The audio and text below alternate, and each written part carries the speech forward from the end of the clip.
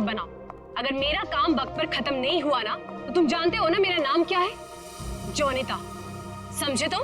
आ गए शामत भुवन सर की। अरे जल्दी जल्दी हाथ चलाओ, जोनिता मैडम का मूड ठीक नहीं है। फोन रखो।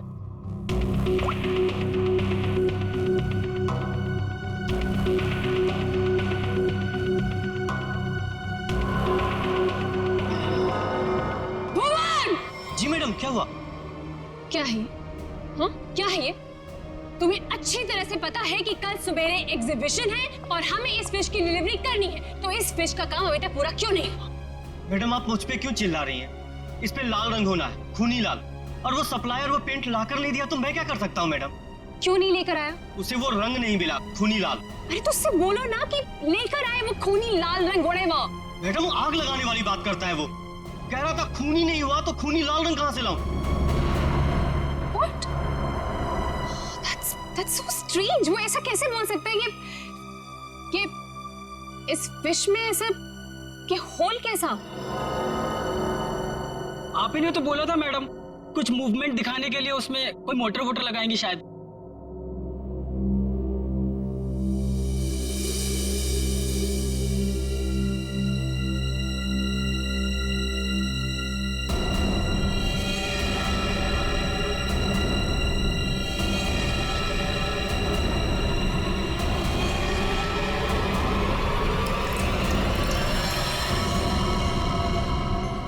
खून?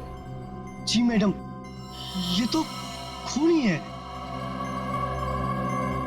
पर ये तो फिश मॉडल है, ये तो नकली है। इसमें से खून कैसे निकल?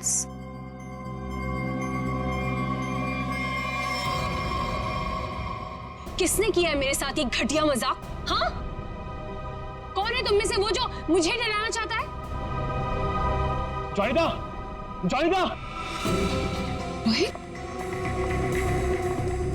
रोहित क्या हुआ? तुम इतने घबराए हुए क्यों लग रहे हो? ये देखो। ये क्या है? ये देखो, अगर रिश्ता छुआ ना, हम लोग तो गए।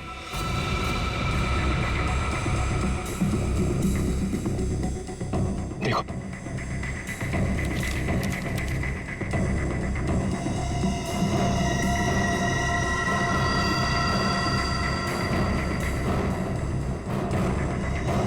अब क्या होगा जोनिता?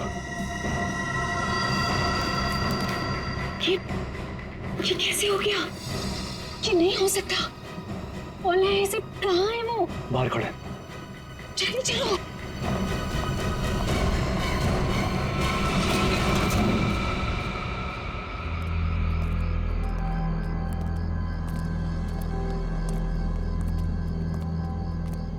यहाँ तो कोई नहीं दिख रहा है। अरे यहीं पर तो था, पता नहीं कहाँ चला गया। रोहित, तुम्हें समझ में आ रहा है? हम दोनों बहुत बड़ी मुसीबत में फंस गए हैं। शांत हो जोनिता। रोहित, तुम्हें अच्छी तरह से याद है उसने यही तुम्हें इंतजार करने के लिए कहा था? हाँ, वो सिर्फ हमारे लिए तो यहाँ पर आया है। वो तो आया है, लेकिन वो कहीं दिखाई भी तो नहीं दे रहा है ना। अब हम क्या करें? तो एक काम करो, तो यहीं पर रुको, मैं जाके देखता हूँ। ठीक है, do it fast.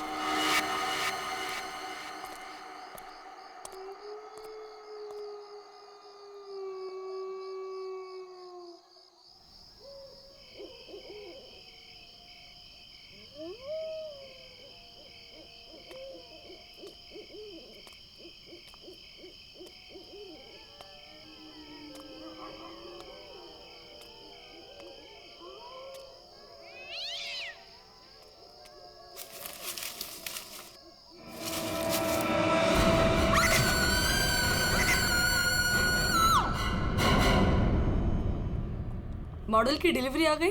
Ji madam, कल रात को ही आ गई। कितने बजे? रात को 1:30 बजे। मैडम, बड़े एक्सपर्ट थे वो लोग, फटाफट आए और अंदर लगा के चले गए। हमें कुछ करने की जरूरत ही नहीं पड़ी। अच्छा, चलो देखते हैं। वैसे भी आज का एग्जीबिशन बहुत इंपॉर्टेंट है। जी।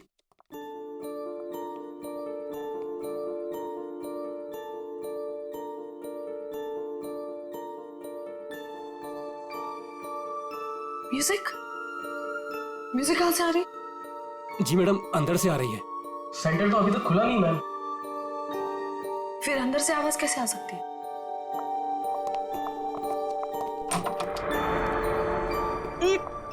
ये बदबू कैसे है? मैडम जी लग रहा है यहाँ पे कोई चूहा मर गया है।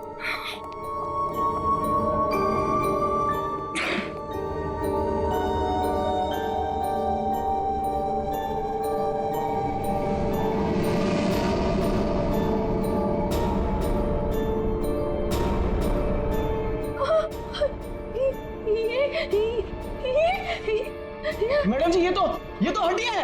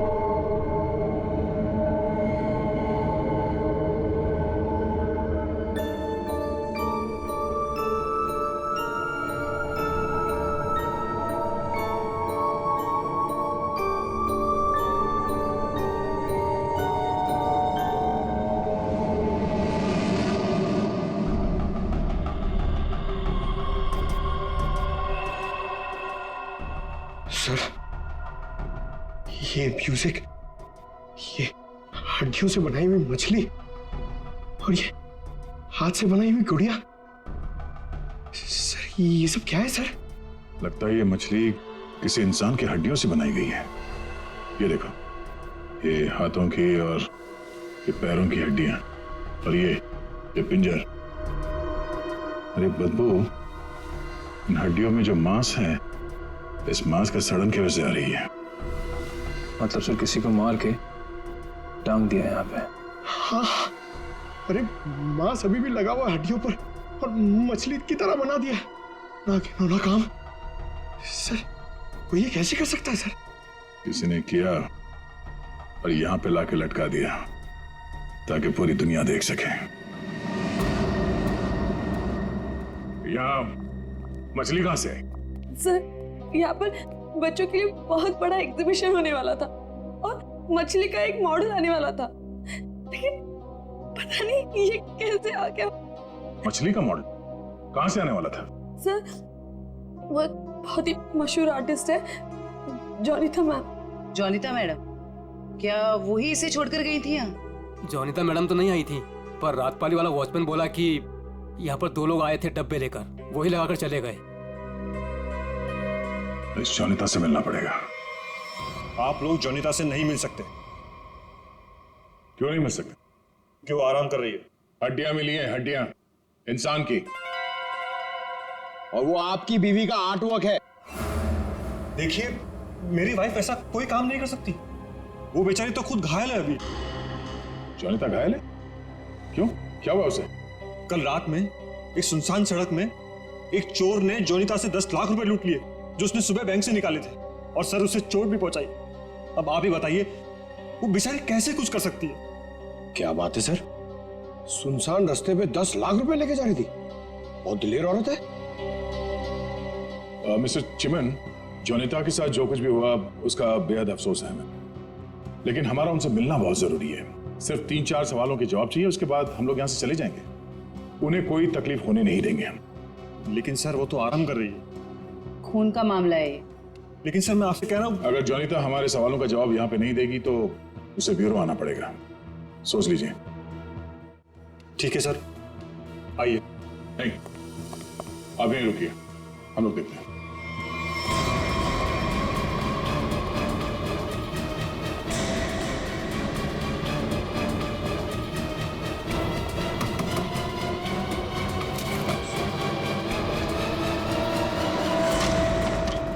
अरे आप लोग कौन है और ऐसे कैसे अंदर? चिमन, कौन है ये लोग? सीआईडी। सीआईडी। आप लोग इतनी जल्दी? जी हाँ, पहले ये बताइए कि आपके साथ हुआ क्या था? सर, कल रात की बात है। मैं अपना काम खत्म करके वर्कशॉप से घर आ रही थी, तभी कुछ बदमाशों ने मुझे घेर लिया और मेरा ब्रीफकेस मुझसे छीन लिया। उसमें 12 लाख रुपए थे। ये जो मार्क्स आप लोग देख रहे हैं, ये सब उन लोगों की वजह से है।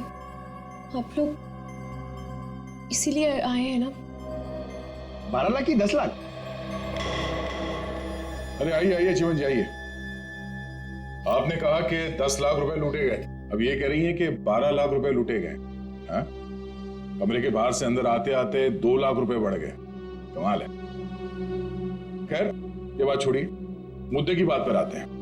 ये बताइए, एग्जीबिशन में आपने इंसानों की हड्डियों से बना हुआ मछली का मॉडल क्यों भेजा था? इंसान की हड्डियों से बना हुआ मछली का मॉडल में? मैं अभी क्या बोल रहे हैं? मेरी कुछ समझ में ही नहीं आ रहा है। देखा सर, मेरी बीवी कितनी मासूम है। जोनिता, बोल दो इन्हें कि तुमने ऐसा कुछ नहीं भेजा। हाँ हाँ, बहुत मासूम है ये, लेकिन हमारे पास सबूत भी है और गवाह भी। मछली का मॉडल आप ही ने रेडस्टोन साइंस और आर्ट सेंटर में भेजा था। क्या? वहां उसका मालिक तो मैं हूं। मेरा मतलब है, वहां मैं पार्टनर हूं। जोनिता, तुमने मेरे ही सेंटर में हड्डियों से बनी हुई मछली भेज दी? नहीं चिमन, मैंने कुछ नहीं भेजा है। मैं सच बोल रही हूँ। ओह, तो सेंटर के मालिक आप हैं। कमाल है। बीवी ने भेजा हड्डियों से बना हुआ मछली का मॉडल अपने ही पति के सेंटर में। हाँ? सब मैंने तो सिर्फ एक मछली का मॉडल बनाया था, वो भी पूरा नहीं हुआ था। लेकिन सर, उसमें कुछ गड़बड़ थी। किसी ने मुझे डराने के लिए उसमें खून भर दिया था। सब मुझे सच में नहीं पता कि वो हड्डियों की मछली वहां कैसे चली गई। मैं सचमुच नहीं जानती सर, सचमुच नहीं जानती। अच्छा, कोई तो लाया होगा। कोई तो वजह होगी हड्डियों की मछली बनाने की। अगर आपको नहीं पता तो आपके वर्कशॉप में बाकी के लोगों से पूछताछ करनी पड़ेगी कि वो हड्डियां कहां से आई। सर, मुझे पता है आपको किसकी गर्दन पकड़नी चाहिए। किसकी? ईशान और रुपेश। सर, ये दोनों मेरे पार्टनर्स इस सेंटर की ओनरशिप में। दोनों ही बड़े टेढ़े लोग हैं सर। टेढ़े लोगों को सीधा करना हमें आता है। ईशान और रुपेश, गौर से देखिए, ये लटकाया आप लोगों ने बच्चों के एग्जीबिशन के लिए। हाँ? सर ये सब चिमन और उसकी बीवी की हरकत है। रुपेश, जबान संभालो अपनी। ये सेंटर जितना तुम दोनों का है उतना मेरा भी है। क्या मैं अपने ही सेंटर में ऐसी घिनौनी हरकत करूंगा? चुप हो जाओ। ईशान और रुपेश, तुम दोनों यहीं रहो, बाकी सब बाहर। चलिए चलिए चलिए, चलो चलो। अरे मैंने तुमसे कहा ना, इस एग्जीबिशन की जिम्मेदारी चिमन पे मत छोड़ो। अब देखो क्या हो रहा है। वो अपनी बीवी जोनीता के पास चला गया और हम दोनों को ये सब भुगतना पड़ रहा है। इधर। हाँ, हमसे भी बात कीजिए। आप दोनों को चिमन और जोनीता पे शक क्यों है? आप नहीं जानते मियाँ बीवी को सर। एग्जीबिशन में आर्टिफिशियल मछली लगाने की बजाय देखिए क्या लटका दिया इन्होंने। सर, उन्होंने ये सब सिर्फ हम दोनों को फंसाने के लिए किया है। अच्छा, अगर ये सब जोनीता ने किया है तो ये हड्डियां कहां से ले आई? सर, आपने तो कहा था ये इंसान की हड्डियां हैं। उसने किसी का मर्डर किया होगा। शक्ल से लगता है कि वो कुछ भी कर सकती है। सर, आपके सेंटर से कोई गायब है? नहीं सर। तो फिर ये हड्डियां है किसकी?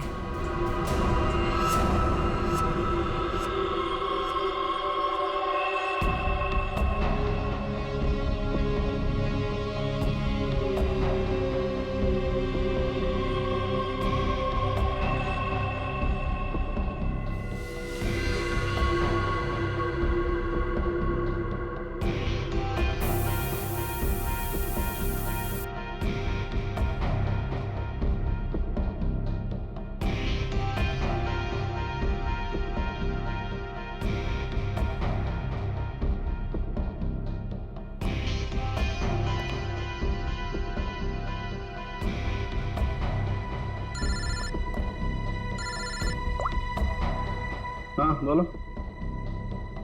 अच्छा, ओके, थैंक यू। सर ये देखिए। हाँ सर, इस मछली में से इंसान निकला कि नहीं? हाँ भाई साहब, इस मछली में से मरने वाला भी निकला है और मारने वाला भी निकला है। सर वो कैसे? इस आदमी की उम्र 25 से 30 साल है। लेकिन सर इसे मारा कैसे गया? गोली से। ये देखो, यहाँ ये पसलियों में गोली लगी। और इसकी पूरी बॉडी को काफी देर तक एसिड में डुबो के रखा गया था ताकि सारा मांस गल जाए। और इस खतरनाक एसिड का नाम है हाइड्रोलिज एसिड। एसिड में डुबो के रखा गया था? हाइड्रोलिज एसिड। लेकिन इतना सारा एसिड खूनी को मिला कहां से होगा? ये एसिड फैक्ट्रीज में इस्तेमाल होता है, खास करके कांच की फैक्ट्रीज में। और मारने वाला? मतलब खूनी के बारे में क्या पता चला? कलाकार, बहुत बड़ा कलाकार है खूनी। देखो, इंसान की हड्डियों को तराश तराश कर मछली बना दी उसने। आर्ट लवर है, आर्ट लवर। अच्छा, कुछ और बता सकते हैं इस आर्टिस्ट के बारे में? इसकी उम्र 22 से 25 साल है और ये एक औरत है। क्या खूनी एक औरत है? हाँ, खूनी एक औरत है। कमाल है, गोली का घाव और कंकाल देख के आप बता दे रहे हैं कि खूनी एक औरत है। मैं नहीं कह रहा हूं, ये सबूत कह रहे हैं। ये देखो, यहाँ हाथ की हड्डियों के बीच में ये मुझे थोड़ा सा खून मिला। जाहिर है ये खून उसी का होगा जिसने ये हड्डियां तराश करके मछली बनाई, क्योंकि इस आदमी की लाश तो एसिड में गल गई होगी, तो ये तो उसी का होगा ना। सर ये भी तो हो सकता है कि ये खूनी आर्टिस्ट ना हो, उसने सिर्फ ये बनाया हो, खूनी कोई और ही हो सकता है। लेकिन ये लड़की खूनी को जानती तो जरूर होगी, उसके लिए काम जो किया है। चलो, ओके ओके ठीक है, वो साइंस सेंटर की फुटेज आ गई है, चल के देखते हैं।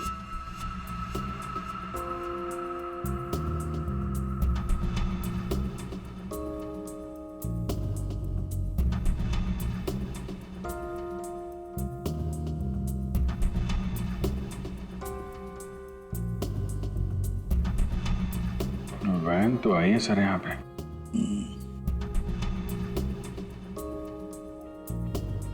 सर काफी अंधेरा है, कुछ ठीक से दिखाई नहीं दे रहा।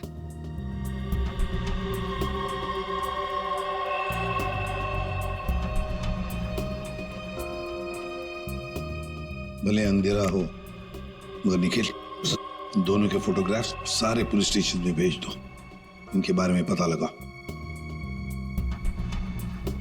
शायद इसी बॉक्स में लाया गया होगा सर, वो मछली वाला मॉडल।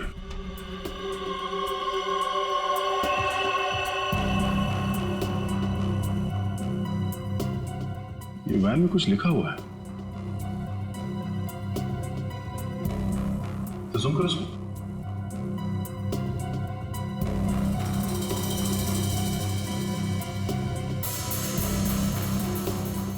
कबूतर का लोगो बना है और बीपी से तो कुछ भी हो सकता है सर। एक काम करते हैं पूर्वी, गवर्नमेंट रजिस्ट्रेशन एजेंसी से पता लगा, देखो क्या ऐसी कोई कंपनी है, कोई एस्टैब्लिशमेंट है, कोई दुकान हो जिसके लोगो में कबूतर बना हुआ हो, उनके साथ ये मैच करके देखते हैं ये कबूतर, शायद खूनी के बारे में कुछ पता चल जाएगा। सर हाँ, तीनों म्यूजिक डायरेक्टर आ गए।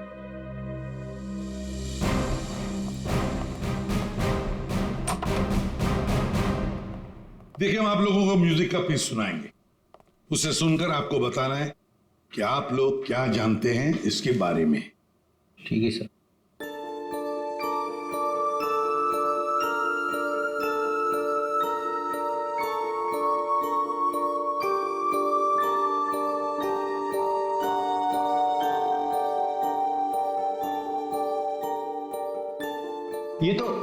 ये तो मेरा म्यूजिक है सर। I mean, मैंने ही इसे रिकॉर्ड करवाया है।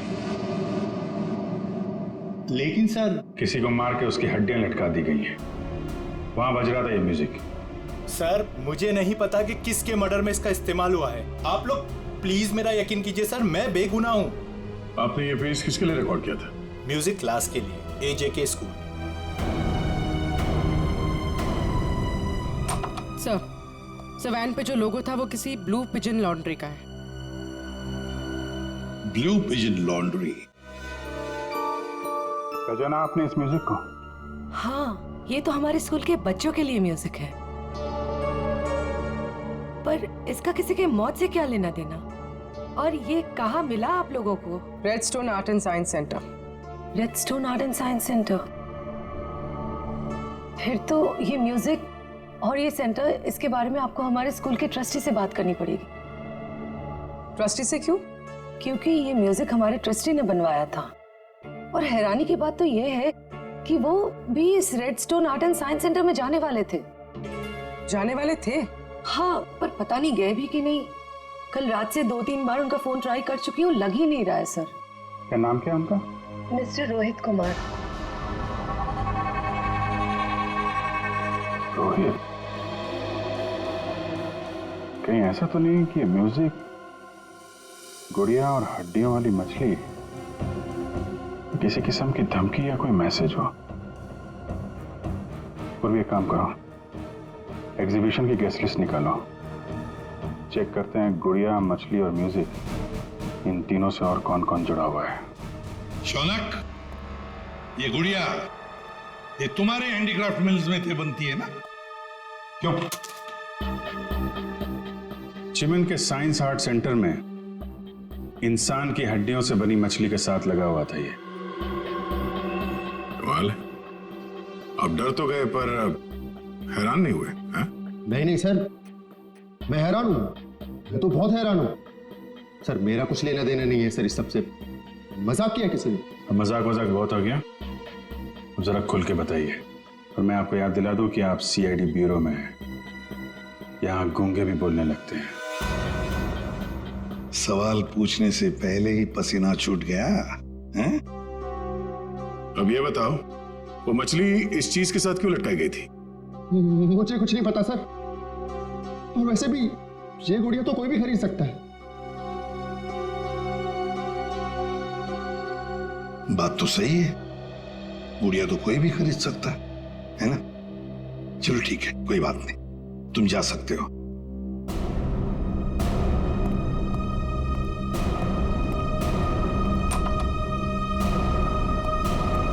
फ्रेडी, नजर रखो इस शौनक पर।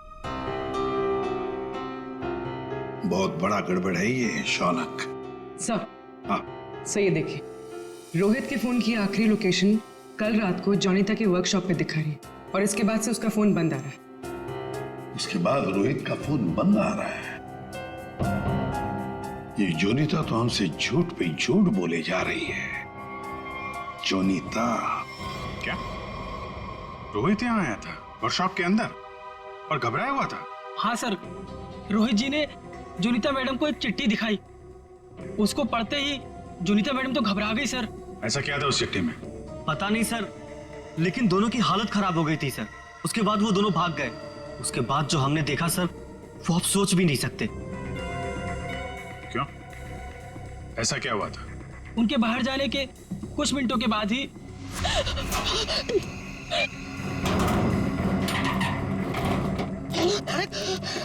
मैडम, ये क्या हुआ आपको? कुछ नहीं, चुप रहो, बिल्कुल शांत रहो। ये बात यहाँ से कहीं बाहर नहीं जानी चाहिए। खोलो दरवाजा, खोलो जॉनिता, दरवाजा खोलो जॉनिता, दरवाजा खोलो। मैं मरना नहीं चाहता, वो मुझे मार देगा। तुम ऐसा नहीं कर सकती जॉनिता। अरे ये तो रोहित साहब की आवाज है। मैडम दरवाजा तो खोलिए आप। नहीं, कोई दरवाजा नहीं खुलेगा, कोई दरवाजा नहीं खुलेगा। जॉनिता दरवाजा खोलो। दरवाजा नहीं खुलेगा।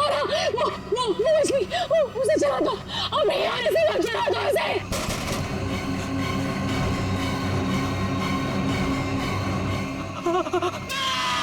एक आदमी बाहर मर रहा था और आप में से कोई नहीं गया उसे बचाने के लिए? सर, जोनीता मैडम की हालत देखकर और रोहित जी की चीखें सुनकर हम सब बहुत डर गए थे सर। पता नहीं बाहर कौन था और मैडम ने दरवाजा खोलने से मना भी किया था। कमाल है सर, ये जोनीता ये कुछ गड़बड़ लग रही है। हाँ सर, सारी बातें उसी की तरफ इशारा कर रही हैं। पता करना पड़ेगा उस चिट्ठी में ऐसा था क्या जिसकी वजह से इतना हंगामा हुआ है।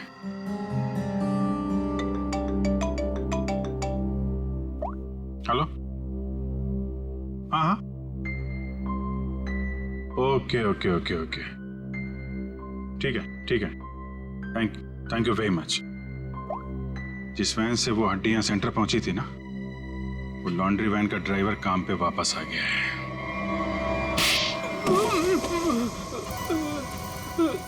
उठ। साहब, कीलू, यही नाम है ना तुम्हारा? हाँ साहब। अच्छा है कि तुम छुट्टी मनाकर वापस आए। कब से इंतजार कर रहे थे हम तुम्हारा? हाँ? मारो मत साहब, आपने तो मुझे दिन में चांद तारे दिखा दिए साहब। साहब मैं सच बोल रहा हूँ, मुझे हड्डी के बारे में कुछ भी नहीं पता साहब।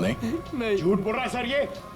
2 दिन से घर में छुप के बैठा है। हाँ? ये तो हमारे कहने पर मालिक ने धमकी दी तब आया यहाँ पे। नहीं साहब, मैंने तो छुट्टी ले रखी थी साहब, इसीलिए मैं आराम कर रहा था। छुट्टी ले रखी थी? जी। सच बता, वरना एक और। नहीं साहब, मैं सब सच बता देगा साहब। पूछिए, आपको क्या पूछना है साहब? तुम्हारी वैन वहाँ साइंस सेंटर पे कैसे पहुंचा? साहब 6 अप्रैल की शाम को मुझे एक फोन आया था। उसने मुझसे कहा कि तुम्हारी मुझे वैन चाहिए कुछ घंटों के लिए साहब।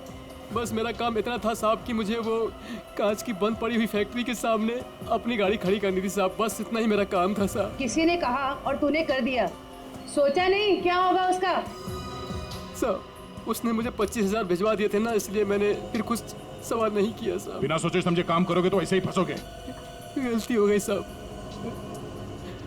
गलती हो गई। खून तो इस ग्लास मिल में हुआ है और वहीं हड्डियों का मांस उतारा गया होगा। निकले, काम करो, इस कीलू का फोन ले लो। इसको फोन करने वाले के बारे में हम खुद पता लगाएंगे। तब तक इस ग्लास मिल में है क्या देखते हैं।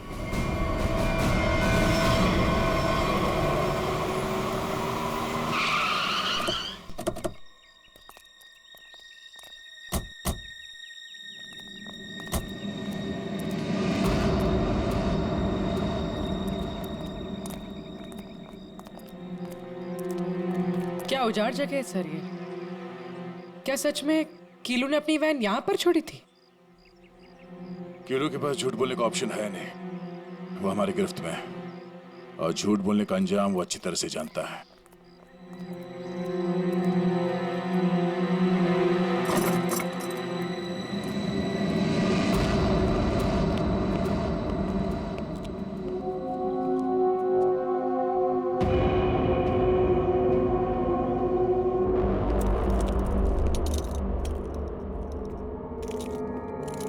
इस मिल में कांच तराशने का काम होता था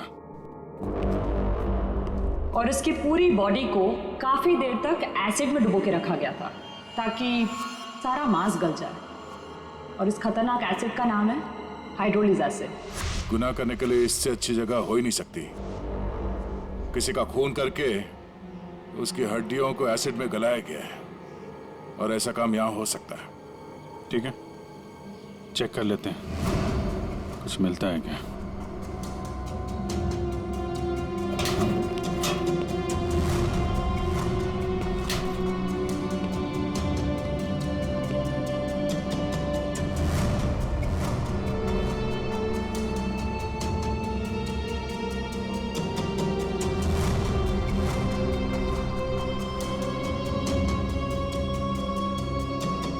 बाथटब और यहाँ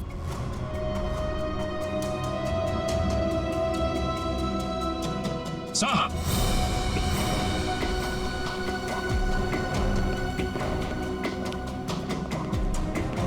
हाँ सचिन, ये देखिए सर, बाथटब के ऊपर खून लगा हुआ है।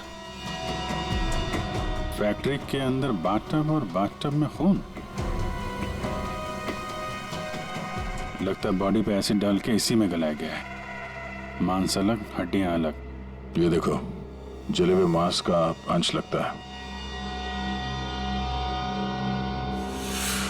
सर, यहाँ पर कुछ है। पूर्वी नहीं, हाथ मत लगा। एसिड होगा, उंगलियां जल जाएंगी। किसी और चीज से निकालना पड़ेगा।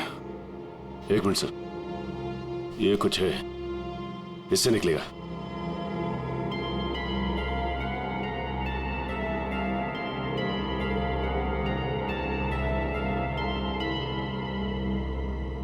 ये देखिए सर, ये अंगूठी पूरी तरह से जल गई है। सर शायद उस आदमी की है जिसे यहाँ मारा गया है। सर इस अंगूठी पे कोई डिजाइन बना हुआ है। आर लिखा है सर इस पे। आर? कहीं अंगूठी रोहित की तो नहीं? वो स्कूल के ट्रस्टी की हो सकते हैं। रोहित की बचपन की फ्रेंड जोनीता, वही बताएगी किसकी अंगूठी है। आपका कहने का मतलब क्या है कि मैं खूनी हूँ? अब ऐसे ही समझ लीजिए। जोनीता जी, अगर खूनी आप नहीं है तो कौन है, आप ही बताइए। देखिए वो सब मैं नहीं जानती, लेकिन मैं सिर्फ इतना जानती हूँ कि मैंने कोई गुनाह नहीं किया है। अगर ऐसा है तो आपने अपने वर्कशॉप में वो मछली का मॉडल जलवाया क्यों? ये चुप रहने से तुम्हारी सच्चाई साबित नहीं होगी। दरअसल सर, वो मछली से खून निकलते देखकर मैं बहुत डर गई थी, इसलिए मैंने उसे जलवा दिया। चलिए एक और बात बताइए जयंती, ये रिंग रोहित की है ना, जिसकी तुमने मदद नहीं की? ये रिंग रोहित की है ना, जिसकी तुमने मदद नहीं की? ये तो जब पता था तो बचाया क्यों नहीं उसे? हा? हमें पता है कि उस रात वर्कशॉप के बाहर रोहित तुम्हारे साथ था। क्या हुआ था वहां पे? उसकी मदद क्यों नहीं की तुमने? बताओ। कौन था उस रात तुम्हारी वर्कशॉप के बाहर? और उस चिट्ठी में क्या था जो रोहित ने आपको दिया था? सब मुझे नहीं समझ में आ रहा है। आप लोग क्या कह रहे हैं? देखिए इस वक्त मेरे पति बाहर है और मैं उनके एब्सेंस में आप लोगों के किसी भी सवालों का जवाब नहीं देना चाहती। आप लोग प्लीज मुझे बातों में मत फंसाइए। हम तुम्हें फंसाने नहीं आए, तुम्हें बचाने आए। मछली के उस मॉडल में जो हड्डियां हैं वो शायद रोहित की है। जिसने भी रोहित को मारा उस रात वो तुम्हें भी मारना चाहता था। अब जो कुछ भी है सच सच बताओ, झूठ बोलने का कोई फायदा नहीं।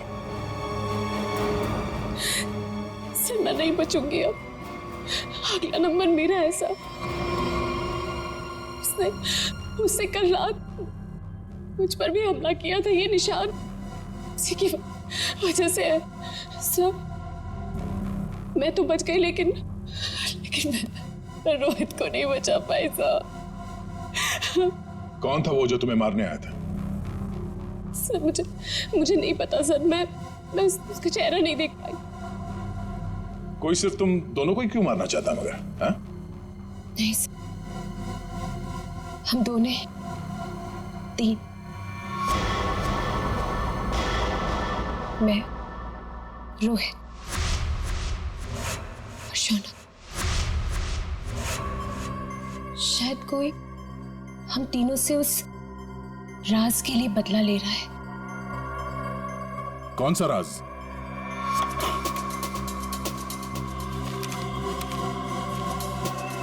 ये मछली तुझे बचा नहीं पाई।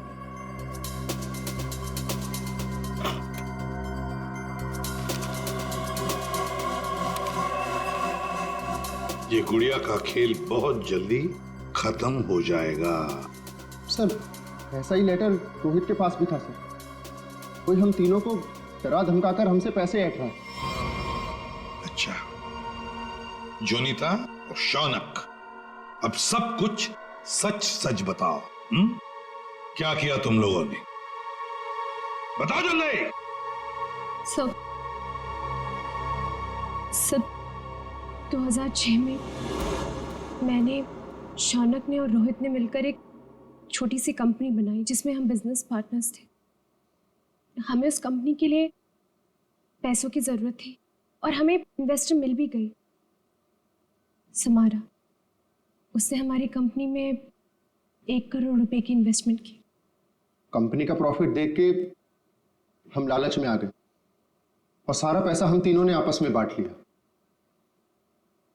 फिर एक दिन हम कैसे करेंगे उसके पैसे वापस?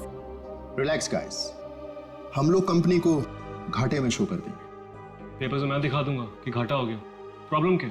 और मैं इतनी बेवकूफ हूं कि सब मान जाऊंगी। समारा, समारा, हम तो तुम लोग मुझे घाटा दिखाओगे? समारा ने ऐसी ये बिजनेस खड़ा नहीं किए, पैसा दिया है समारा तो लेना भी जानती हूँ। प्लीज उसे छोड़ दो। तुम चुप। पीछे हटो।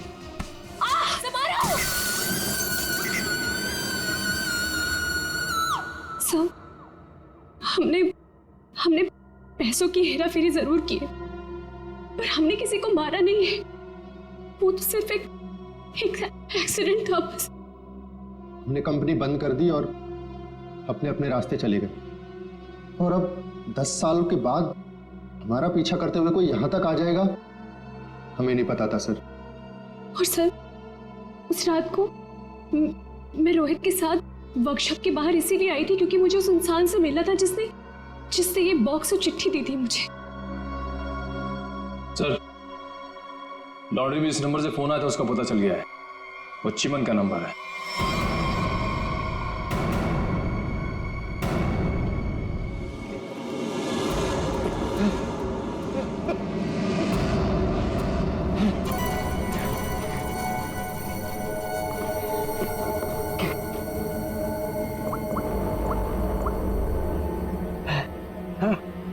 अरे कहाँ हो तुम? फंस जाऊंगा मैं, जल्दी आओ। अच्छा, कहाँ?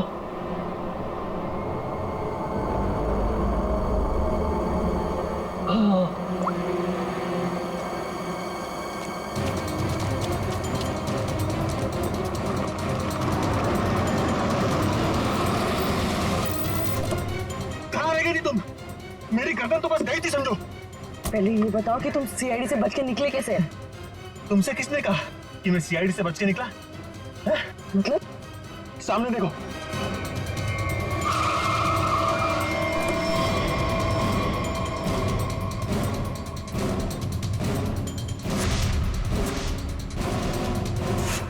सीआईडी यहाँ पर कैसे?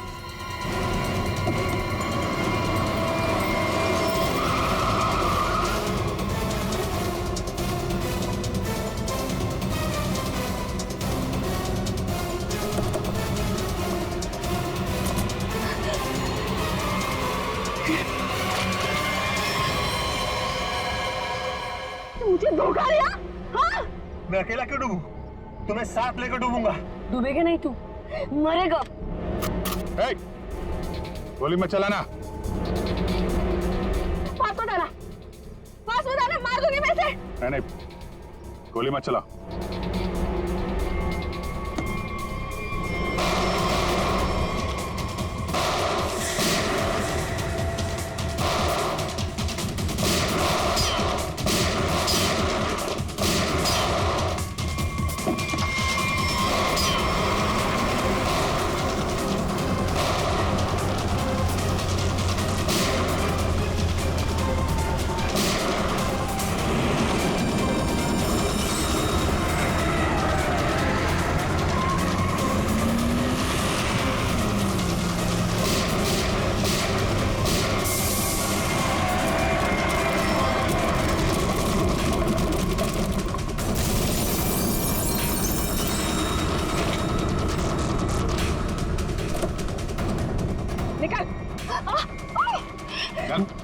सर मैं बेगुनाह हूं सर, मैंने कुछ नहीं किया।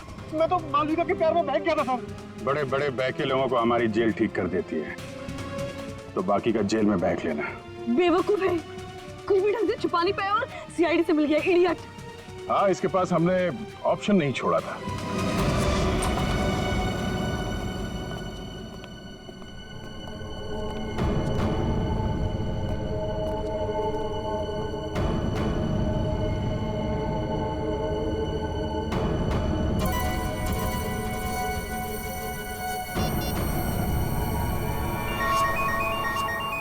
यही जगह है, यही छुप के बैठा वो। नहीं, थोड़ी देर हो गई, पहले स्विच ऑफ कर लेना चाहिए था। मैंने क्या किया? देखिए, आप मेरी बात सुनिए। तब से तुम्हारी सुन रहे, आप गलत आदमी को पकड़ रहे हो। फिर तुम ही बता दो किसको पकड़े? वही जो असली मुजरिम है। तो तुम रोको उसे। तुम तो समारा से रिलेटेड हो ना? जिसे जोनीता और उसके दोस्तों ने धोखा दिया था? हाँ, लेकिन मैंने ये सब समारा के लिए नहीं किया। वो तो कई साल पहले ही मर चुकी थी और मुझे उसकी कोई पड़ी भी नहीं थी। आप लोगों को लगता होगा कि ये सब बदला है, लेकिन ये सब बदला नहीं है। फिर तुमने ऐसा घिनौना जुर्म किया क्यों? मैं समारा की नौकर की बेटी, उन्होंने मुझे अपनी बच्ची की तरह पाला था। समारा के मरने के बाद सारी प्रॉपर्टी मेरे नाम हो गई थी क्योंकि उनका कोई वारिस ही नहीं था। लेकिन मैंने अपनी बेवकूफी की वजह से सारी प्रॉपर्टी गंवा दी और जिंदा रहने के लिए एक मामूली सी नौकरी करनी पड़ी। हाँ? करोड़ों के कर्जे में डूब गई मैं। तो जोनीता, रोहित, शौनक और उनके पुराने कंपनी के कागजात, वो धमकियां, रोहित के दर्दनाक मौत, इस रात से कैसे चल पड़ी तुम? मैं समारा के पुराने ऑफिस गई थी। वहां पर मैंने कुछ कंपनी के पुराने पेपर्स देखे। तब मुझे पता चला कि उन तीनों ने समारा को धोखा दिया था। मैं चाहती तो मैं पुलिस में जा सकती थी, लेकिन पैसे में मेरी जान अटकी थी। तो तुमने तीनों को ब्लैकमेल करने की सोची? सोचा अमीर लोग हैं, मोटी रकम मिल जाएगी। हाँ, सबसे पहले रोहित ने हमें पैसे दिए और जब जोनीता और शौनक की बारी आई तब वो उन्हें बचाना चाहता था। अच्छा, तो रोहित तुम्हारे प्लान के बीच में आ गया, इसलिए मारा गया, है ना? हाँ, और उसकी वो हालत देखकर ही जोनीता और शौनक ने हमें पैसे दिए। लेकिन आप सब बीच में और मेरा सारा खेल चौपट कर दिया। कितनी प्लानिंग अपने पैसों को संभालने में लगाया होता तो इस हालत में नहीं होती। जुर्म के रास्ते चलने पे पैसे नहीं, जेल की सलाखें मिलती हैं। और जो जुर्म तुम लोगों ने किया है उसकी एक ही सजा है, फांसी।